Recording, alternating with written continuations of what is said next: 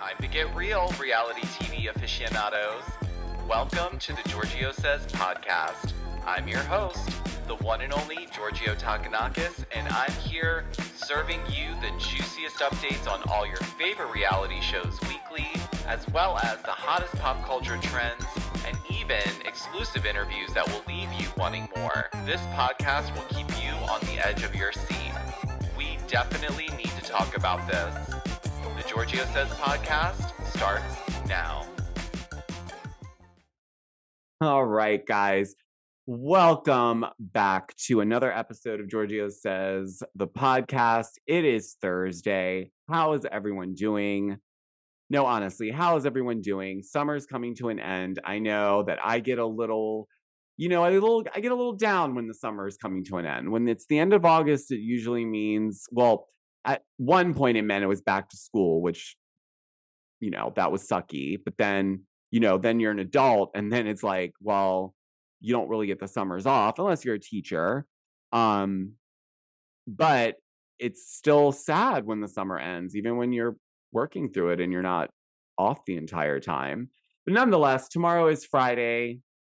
And I have had such an amazing first week doing an episode every single day for you guys. This has really, truly been so amazing. Your guys' feedback on the branding on the podcast has been so overwhelmingly positive, and I can't tell you how much that I appreciate that, because I put a lot of passion into what I do, and I know a lot of you guys know that at this point, but I always want to remind everyone, which leads me to my next reminder, that if you do have a small business, I am featuring a new small business from one of my followers every week on the podcast. So if you do have a small business, there's no charge. I'm just doing this because I love you guys so much. You guys have shown me so much love over the last couple of years and throughout my whole entire journey doing this, that I just feel like, why not give you guys something back in return? And if that's promotion, I'm happy to do it. So if you guys have a business, please email me at info@georgiotakanakis.com and send me a link to your website and the name of your business and a little bit about it. And, I will put something together and place an ad on the podcast for the entire week of episodes. What else is going on? We finally got a new episode of Orange County. Thank God, because I thought I was going to be drowning in this whole Vanderpump Rules, Bethany Frankel, Reality Reckoning, Rachel Leviss interview. I was like, give me something else, please. So we excitingly, we got a new episode of OC, which, man, oh man, it was so good. And I'm recapping the entire episode later in this episode because it is so good. And coincidentally, my hot topic before we get into the recap of the episode from last night of OC is about Taylor Armstrong, because a video came out today where she's clearly had herself a good time doing some press promoting Orange County with Jen. And she was leaving Craig's after date night with her hubby, and she was lit. She was lit, honey. It was not, I don't want to say secondhand embarrassment. There were some of you that commented when I posted about it on TikTok that it was like secondhand embarrassment. I wasn't embarrassed because I just feel like she's clearly had herself a couple cocktails and maybe some medication cocktails with it. Sure. Just saying, allegedly. But yeah, so I am going to show you guys that video because I think it's better to watch it rather than talk through it. But I will post the video of me watching it with you guys so that we're all in this together. But yeah, so the topic there is that what's going on with her, it's more about what she was talking about in this video, which was essentially she was promoting Orange County, right? Which, good for her, she should. She's on the show. And, it is doing well, in my opinion. I think it's doing well. It's doing much better in terms of storylines. The the episodes, the edits, all of that, the breaking of the fourth wall, obviously, all of that is adding to, like, for me, it's a way better season than last season. But nonetheless, you know, we have all this greatness coming in with the episode, and you know, so she's promoting that, and I'm not sure why, but she really wanted us to pay attention for the reunion because, honey, the reunion is it. And I'm not sure if she means that she's going to be bringing it to the reunion because she's really gunning for an orange. But, you know, good for her. I love Taylor Armstrong. I always will. She's messy at times. She's been through a hell of a lot. And I'm actually thinking about like, I was going to do a deep dive on her from like the beginning of her like legacy of coming on to Housewives and her story around that. But nonetheless, I adore her. I met her years ago and she was lovely to me. She's always been lovely. So I find this to be fun, more humorous that she just doesn't care. Like she's just like, I'm feeling good. The cocktails, they've kicked in, baby, and it's OC all the way. So good for her for promoting, but let's watch her interaction with the paparazzi, and we'll be right back. So busy. So busy. Yeah, so busy. I guess the Real Housewives of Orange County is busy enough for you, but maybe you better stay tuned because their reunion is about to happen, and I'm not sure you understand what's about to go Is it gonna be down. crazy?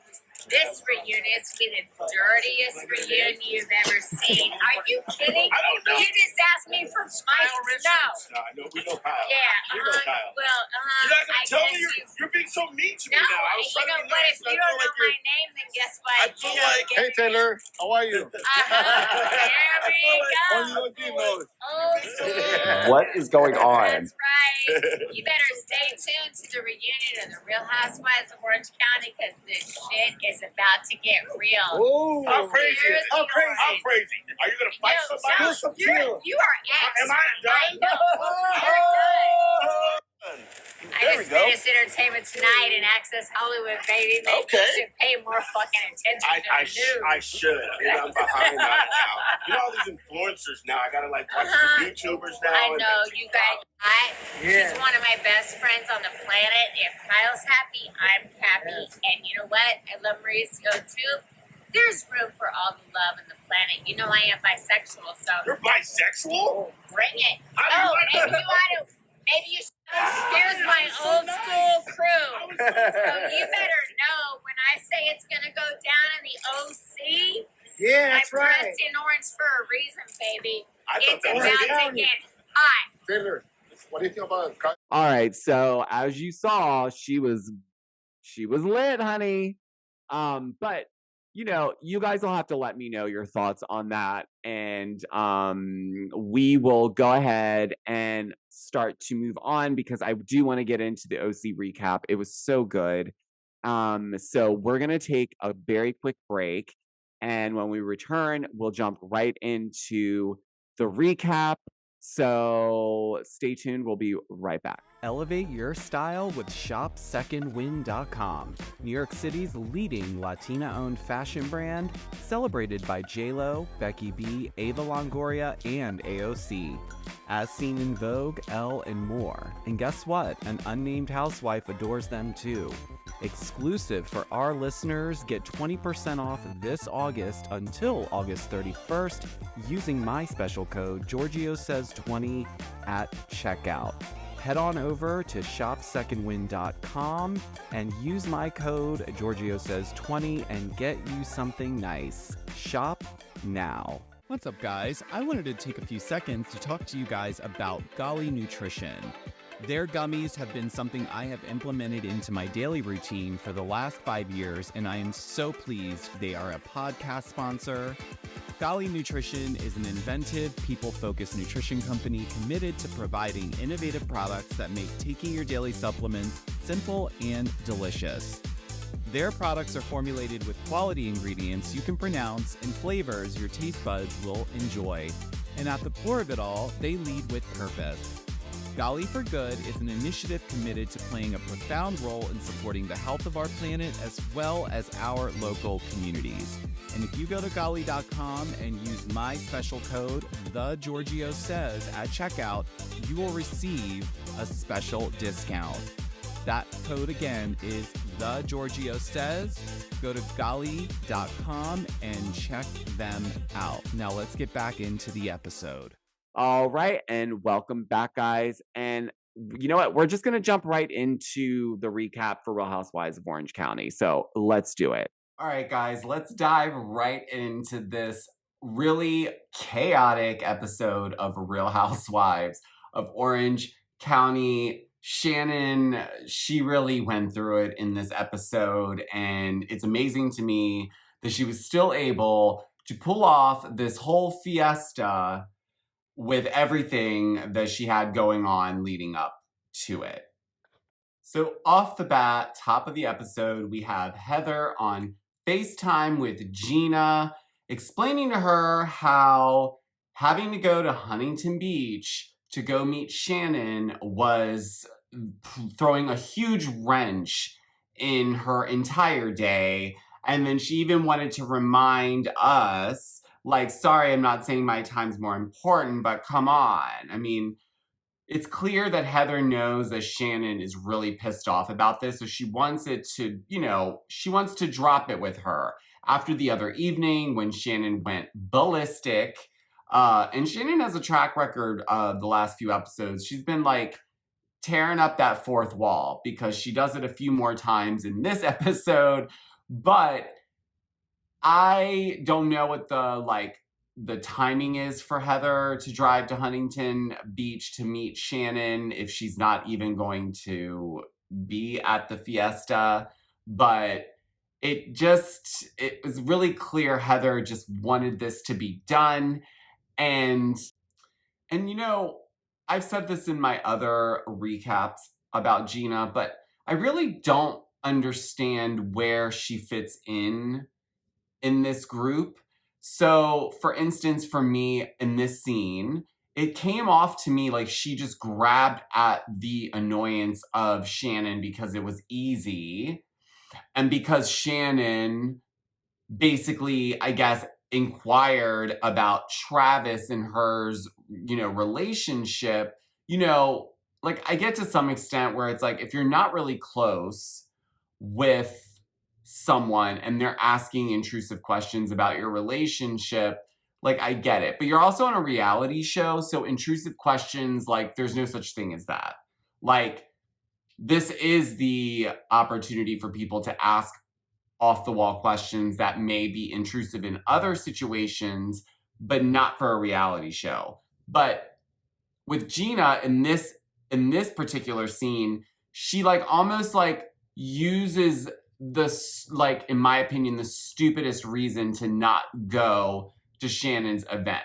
Because it's all of a sudden, it's just oh yeah, right, because Shannon was asking about Travis, and I didn't like that, actually. So you know what? I'm not going to go to her event. No.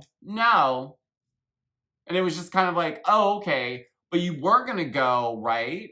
Up until you talked to Heather? I'm not really clear on that. But what I will say is I think Heather absolutely was partaking in getting this story about Shannon and John Jansen's relationship out there somehow. And I think she did it by trying to filter it through Gina and Emily, because then her hands are clean. And she's like, well, I didn't bring it up, And it was just kind of this moment for me personally where I was like, you just want to be done with this so you can move on. But in reality, you're still thinking and alluding to certain things. Because in my opinion, that's what Heather continued to do when we get to the scene in Huntington Beach with Shannon. So when we get to Huntington Beach, Heather sits down with Shannon. Shannon is all over the place trying to get her fiesta party, thrown together. I shouldn't say thrown. She clearly put a lot of time and effort into planning this.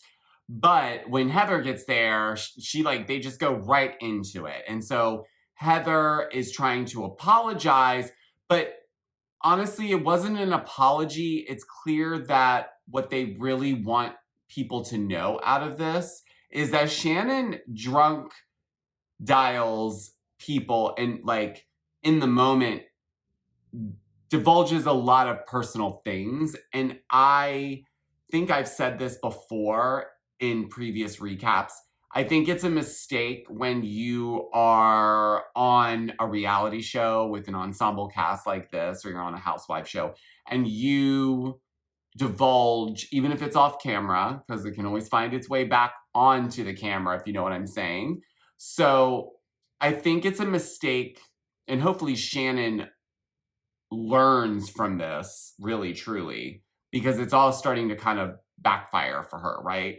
She trusted clearly, or whether she, but this is the other issue. Shannon doesn't seem to remember having these conversations with the women in this group when she is drunk and she's calling them and she's ranting on and on about issues that she has with John Jansen. Well, clearly she's divulged a lot to Heather. And even though Heather is saying that she's left a lot of it in the vault, the things that she's saying that are still in the vault, she makes it insinuates that whatever's still left is really not great at all. And it's outside of a normal couple's ups and downs relationship flow. And Heather was ensuring that she doubled down and made sure she reminded Shannon, like, you know, for example, when she kept telling Heather, John Jansen's a private person and this, that, and the other. And Heather had to say, that's BS, Shannon. John absolutely loves being in the limelight. And I guess Shannon has told her that's one of the main reasons why he's with her. Ouch. Ouch. And that's part of, I think the issue here with Shannon is that what she doesn't realize is the things that she's telling these women, they will use it if need be. And you've given more than just one person these conversations, because if you guys remember when Emily had to remind Shannon that they would have many conversations, there was one conversation in particular, Javier's, and Shannon literally did not remember it. The like look on her face was like she was trying to register what Emily was referring to. So I think the other part of Shannon's reaction is that she's trying to figure out what she's said to who, and she really doesn't want production picking up on any of that because she's afraid that if she doesn't remember what she's told these ladies, then how bad is it, and how bad is it for John Jansen? And Heather didn't hold back in any of her interviews because she talked about a lot of the issues that Shannon shared with her about John Jansen and her relationship. And we even got a little bit of a flashback when they were all on the boat with Tamra and they were on their way to have dinner with Jen and her man and Tamra and Eddie. And I guess it was cut out, but they showed us where Shannon was being very difficult. And there was just kind of like this, like, I mean, it wasn't the biggest deal in the world, like the flashback, but at the same time, it kind of shows that, like, yeah, Shannon is neurotic. She's Shannon. I don't even want to put a label on her. She's her own label. She's Shannon Beador. Like, she's been this way since she's come on the show, and we love her for that.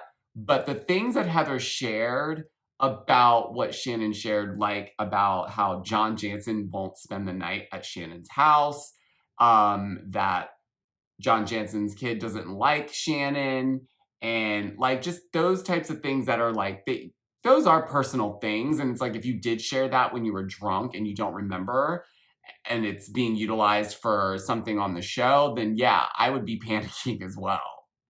And Shannon finally had enough, and she got up and she stormed off and she's like, this is freaking unacceptable. And she goes and breaks the fourth wall yet again. And she's like, take this mic off, take it off now. And it's like, okay, hold on a second. Like, this is actually what I need to see more of. Like, I know I've said in the past, guys, that I love a good breaking of the fourth wall moment.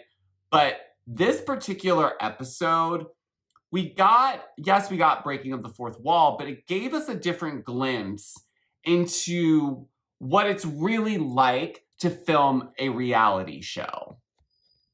I mean, I need an extended B-roll cut of just Shannon flipping out on producers from this entire season. I mean, seriously. Because I would pay for that. I would pay for it. Charge it. Charge my card. So once Heather, finally leaves because Shannon has now stormed off, Shannon seems to want to go for a walk, cool off a bit because she still has this fiesta that she's throwing and she's got to pull herself together. But God had different plans for Shannon that day. So as we know, Emily and Shannon kind of left things in not such a great spot because obviously Emily brought up some stuff about Shannon and her relationship, and she kind of felt hurt by Emily. So Emily has been wanting to obviously talk through that with Shannon. And listen, I truly do believe that Emily cares for Shannon as a human, as a friend, like a real friend. I also think she knows that there's more to Shannon than what Shannon shows on camera for whatever reason, whether it's just to keep up certain appearances or not to piss certain people off. But I think going back to my earlier point with Shannon, Shannon's going to have to really start being self-aware and not diving in and trusting these ladies with all of this, private information, as she's calling it, and not expecting it to be brought up when she is on a reality show. And this is kind of one of the topics that constantly gets brought up. It's either about the husband, about someone has an addiction issue, or someone's being shady, or someone's doing something really devious in their personal life that's hit the headlines of all the media outlets, So for Shannon to continue to keep throwing this whole John Jansen's a private person bit out there, well, if he's so private, then the last people you'd want to confide in with any issues regarding John Jansen, Shannon, is your castmates from said reality show. And so as I guess Heather left and Shannon cooled off from her little walk, Emily goes and gets herself a nice large cold brew with sugar, please. And she goes outside and she FaceTimes Shannon because she wants, I guess, to let Shannon know that I think initially Emily was going to come to Shannon's fiesta, but that she was going to be late. So I think maybe she felt like she wanted to sort of clear the air with Shannon before coming to her event, because otherwise it would be awkward if things were in a bad spot. And then here she comes showing up to Shannon's fiesta, and then what's supposed to pretend like everything's hunky-dory, as Kathy Hilton would say.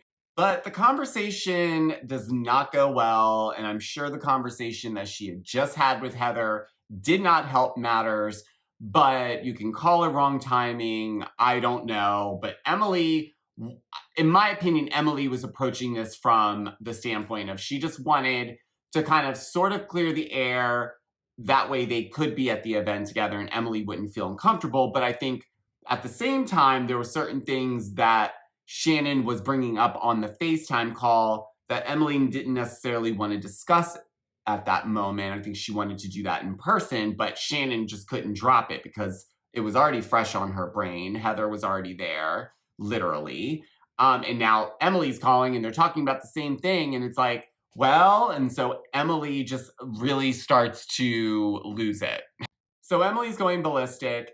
She's trying to, she really does not want to have this out over a FaceTime call outside of a coffee shop. She's barely able to enjoy her cold brew with sugar.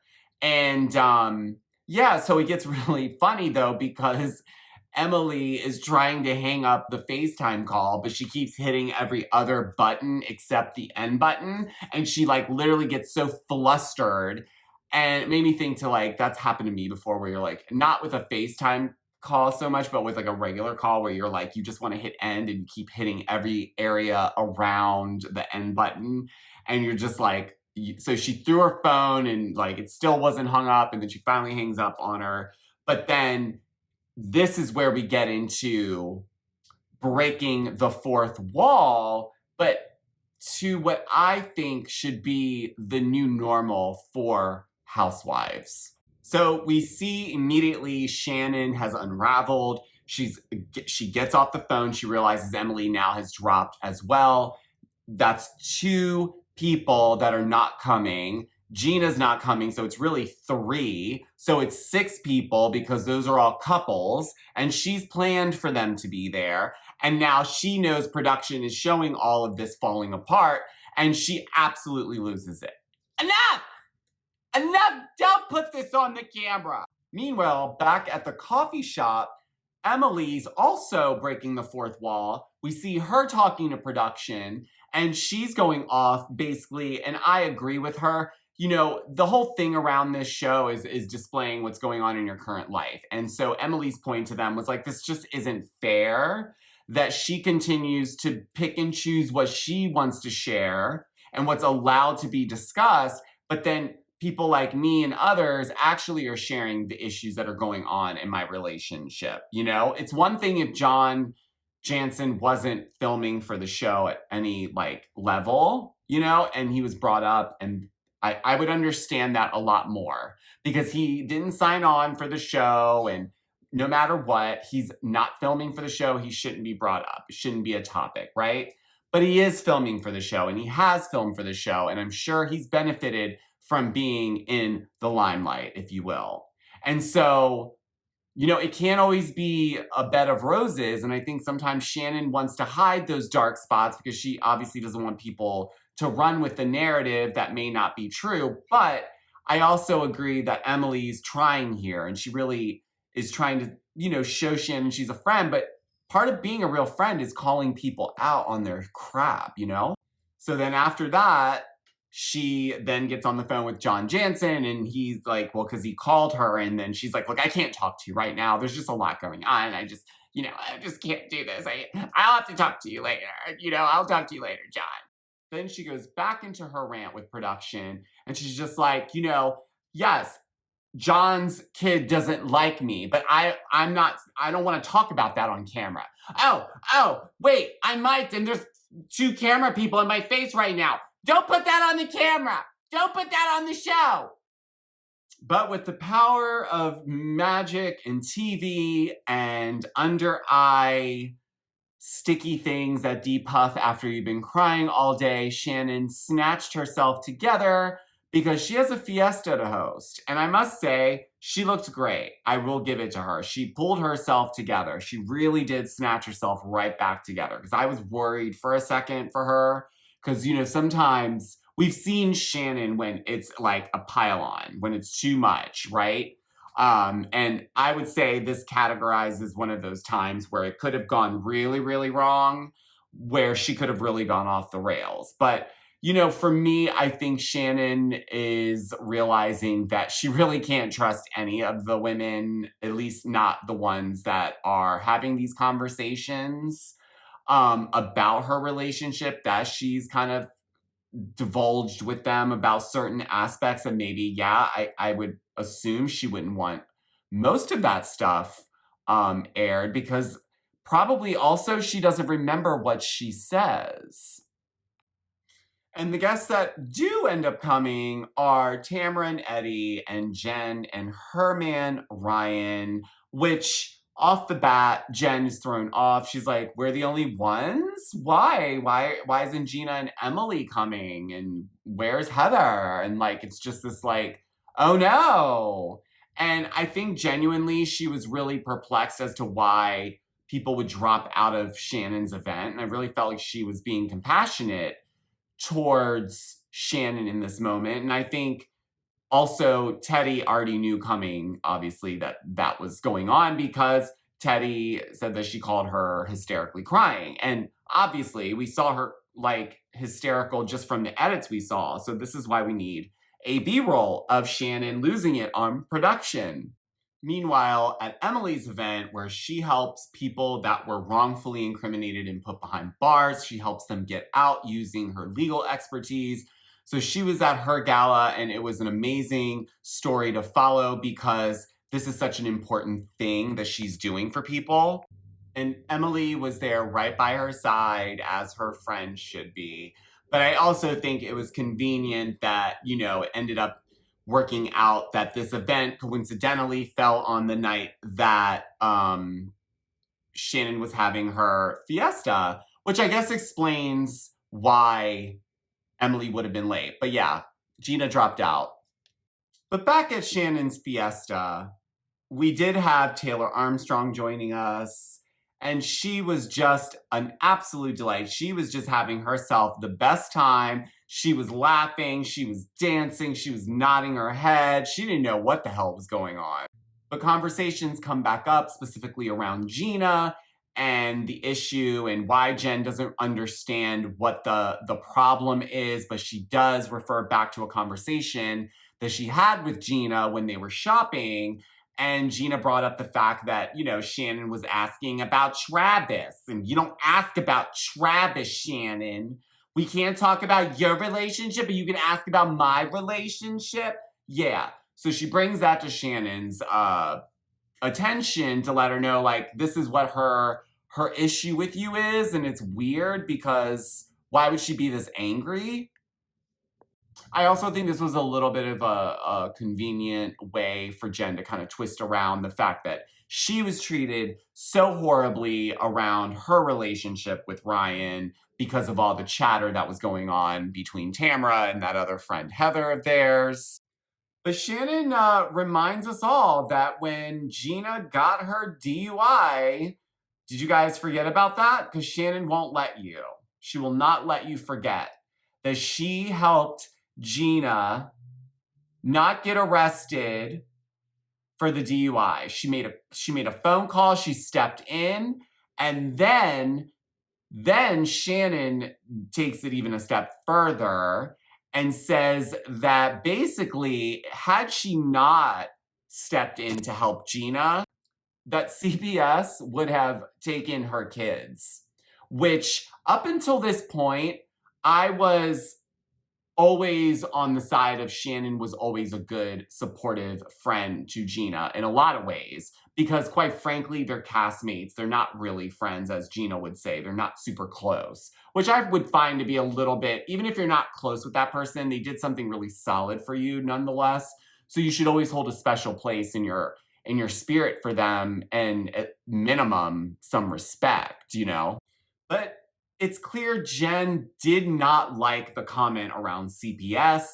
And if you dig a little bit further, I understood a little bit more why she was triggered by that. I think because she's also a foster. We got to see a little bit more of that in this episode, which I'm enjoying that part of her storyline, if I'm honest with you, because I think if we didn't have that aspect of her story, I don't think she would be popping out, at least to me, as much. But I love that she's got such a full, open heart, and she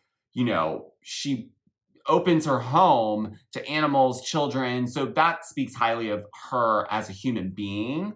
But in this situation, regarding the CPS commentary that Shannon was throwing out there about Gina in that situation around the DUI, that clearly rubbed her wrong. So then you see her, because initially Jen was siding with Shannon for the most part. She was being supportive in the sense of how Shannon felt around how she was being treated and her relationship being brought up as a topic for a negative narrative.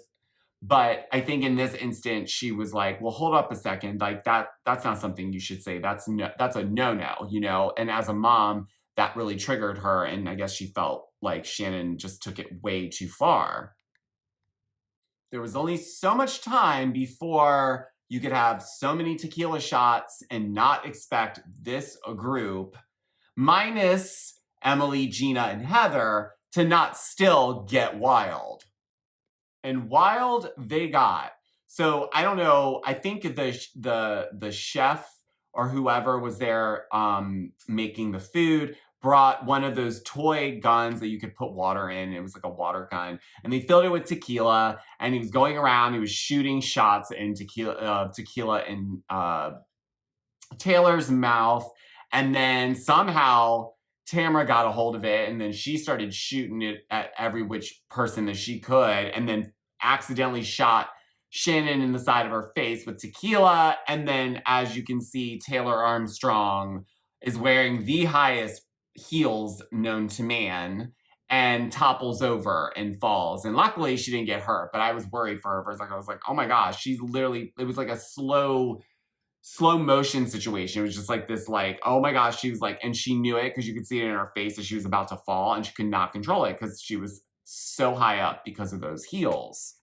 And speaking of Heather, she got to finally show Terry and her son their new penthouse that they signed finally to close the deal on purchasing the one in Los Angeles. It was $14 million. And she was really excited to share about all the like amazing details because, and I think this is fascinating, but that's me personally, that Roberto Cavalli, this was his first house in the US that he designed. And there's even still a lot of the like custom furniture that he made specifically for this penthouse. So, you know, this is right up Heather Dubrow's alley. And Terry's just Terry. He's just there and he shows up when he's called on and signs the contracts, moves the funds, you know. As excited as I'm sure that he was internally, I think he also really didn't realize that this is the penthouse that they purchased. At least that's how it's coming off in this scene. It's like he's seeing it for the first time, probably because he is.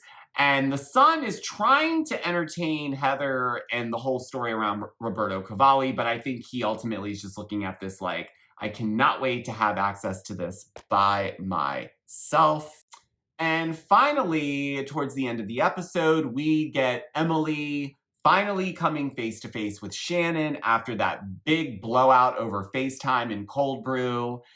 And I really loved this because I think Emily came and was completely transparent and vulnerable and honest about where she was coming from. And she tried to be as lighthearted about it as she could. But I think Shannon is so in the weeds with all of this like whole John Jansen chatter that I don't think she realizes that Emily really is a true friend to her, because I think there's probably a ton more that Emily knows about Shannon personally that she could have used if she wanted to. But I don't see Emily as that type of person. I'm thoroughly enjoying Emily more and more. And I think specifically this season, she's just popping out at me and it's hitting all of the right buttons. But Shannon, I think accepted the apology, but from her angle, she can't trust anyone at this point. And it's really clear based on all the facial expressions she made the entire time. The thing is with Shannon, she's going to protect what she can in regards to this John Jansen situation. And I'm not sure, obviously we know at this point that they are not together and that they did break up shortly after they wrapped filming this season. And maybe this is played into that, or maybe this just so happens to be the final straw. Or maybe it's that it's come out that Shannon runs her mouth when she drinks a lot, and maybe that's an ongoing issue that needs to be looked at that's not. All I'm gonna say as I close out this recap is that this was a phenomenal episode. I want more of the fourth wall being broken because I feel like it adds more complexity to the stories and it really shows what's actually happening here and what it takes to get this all done. But nonetheless, I really thought this was a fun episode. It had everything we needed. It had serious topics. It had crazy over-the-top chaos, which we always need. And we got to see a little bit more of how these women interact and how they deal with pressure. I mean, we got to see Shannon power through something that I feel would have shut her down in the past. I mean, I think she would have just quit on the whole event because I think having all of that happen in such a condensed amount of time, I'm sure it was also a long day of filming for her, preparing, then getting ready, and then filming. This scene probably was an even longer bit. And they're drinking. So, I think there's a lot that was beneficial in this episode. Thank you, thank you, thank you. This is amazing. Real Housewives of Orange County, you guys are killing it this season, and I'm loving every second of it. But thanks for tuning into this recap. I'm trying a different format, and I hope you guys enjoy it a little bit more. If you don't, please do let me know, and I will revert back to the original format. All right, guys, thank you so much for another amazing episode. Thanks for listening. It's Thursday, one more day, and then the weekend's here. So before I head out of this episode, I just want to give you guys a couple of reminders that if you're not following me on TikTok, please do so. I go there first to do all of my updates and recaps on all Bravo Celebrity and recap news and all that fun stuff.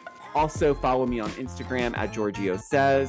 I post pretty much all the same stuff I post on TikTok, but on Instagram, I post a lot of my personal stuff and what I don't usually post on TikTok, so follow me there. And then, obviously, follow me on Threads if you're on Threads. And then, if you're not subscribed to my YouTube channel, that makes me sad, but please go ahead and subscribe and also hit the notification bell because you don't want to miss when I upload. And you can also view my podcast now on YouTube, so that's why you should subscribe and hit the notification bell. And also you can view it on Spotify, and then you can listen to it, obviously, wherever you get your podcasts. And you know what, guys? If you guys are going to have a happy Thirsty Thursday, stay safe. If it's hot, stay cool. And until tomorrow, guys, I will talk to you on the next episode. Bye.